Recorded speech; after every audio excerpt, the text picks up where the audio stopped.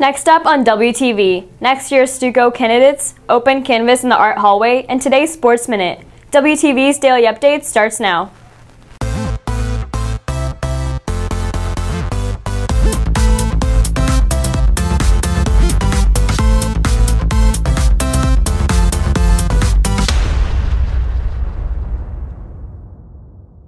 Good morning, Red Hawk Nation. Today is Wednesday, April 25th, and I'm Neha Perumalla with another daily update brought to you by Wingspan TV.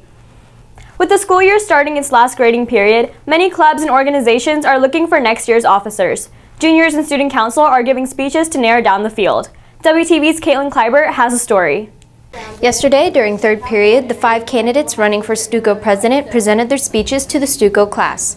The 5 candidates were juniors Wade Glover, Amna Hawk, Austin Widener, Mara Casey, and Devin Bright. The class then voted digitally after asking them questions about their campaign and what they will do as president.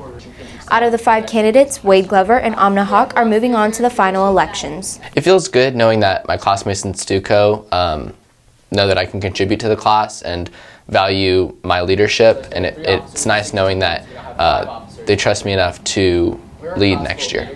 I feel so honored to have gotten even so far as to get where I am right now, and yeah, I feel honored that my class even thought of me as a leader, and I just can't wait to show them what I have in mind for the class next year. Students will be able to vote May 3rd and 4th for the Student Council President. Reporting for WTV, I'm Caitlin Kleibert. Equality in pay has significantly increased since 1979, when women earned around 62% of the amount men did. However, it is far from totally disappearing in the workplace. WTV's Jay Lee takes a look at what today's students think about the issue. Although gender inequality in America is nothing new, progress in reaching complete equality in the workforce has been stagnant. On average, women that work full-time earn around 76 cents for every dollar that men earn. I think it's a problem because it makes women have to be dependent on men when they grow up, and it doesn't let the culture of feminism grow. So when I get out of college, it's kind of makes you have to be oh, I have to get married, so I have a partner to take care of me, instead of being able to take care of yourself. So I think it's still not quality, it's not equal. And I feel from the 1960s till now, they've been trying to make this whole feminism equal society, and it's kind of going back on things that we've tried to set for the future, but really it's we're racing to the past. According to a report by the Institute for Women's Policy Research, it will take another 4 decades for the gap to close. I believe the wage gap between genders exists today. It's not near as bad as it used to be, but historically there was a large wage gap between genders because women were trying to break into male-dominated occupations such as doctors and lawyers. And when they did that, 20, 30 years ago, they had to take lesser pay in order to get in because that's all they were offering to them.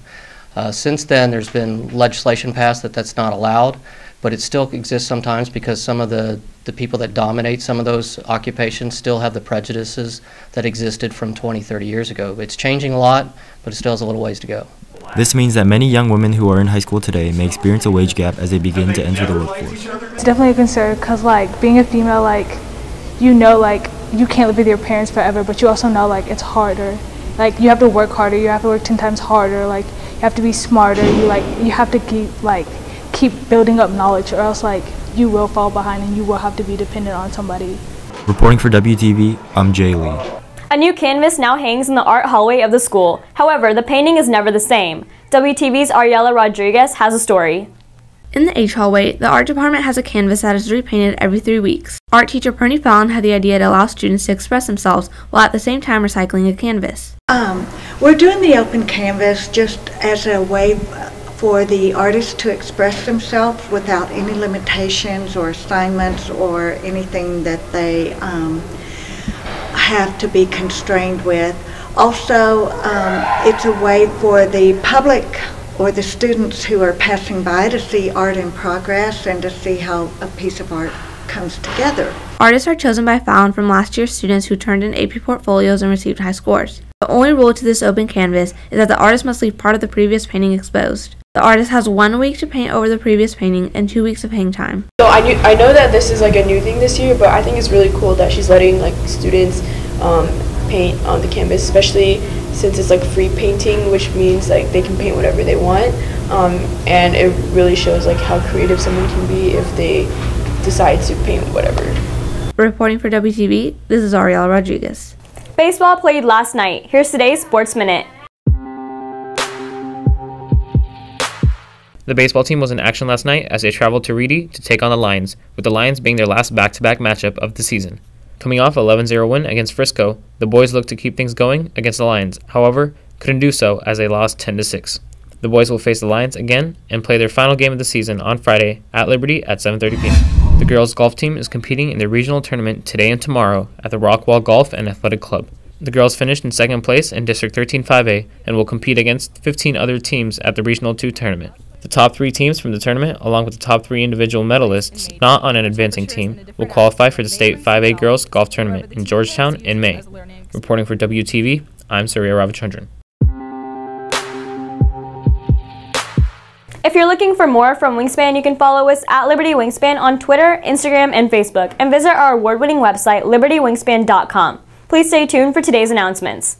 The next Red Hawk Rant will take place tomorrow during advisory. Pulse is hosting a Treat Yourself Day, Friday, where students will be able to take part in relaxing activities during advisory. That's it for today's Daily Update. This has been Neha Perumalla for Wingspan TV.